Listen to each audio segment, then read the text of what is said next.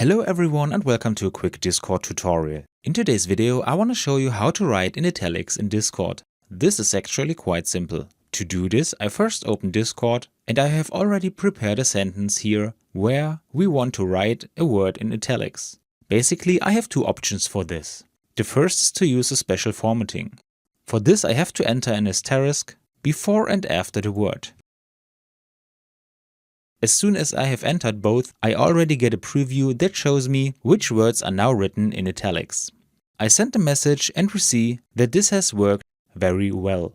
For the second option we use the same sentence again and now mark the word that we want to write in italics.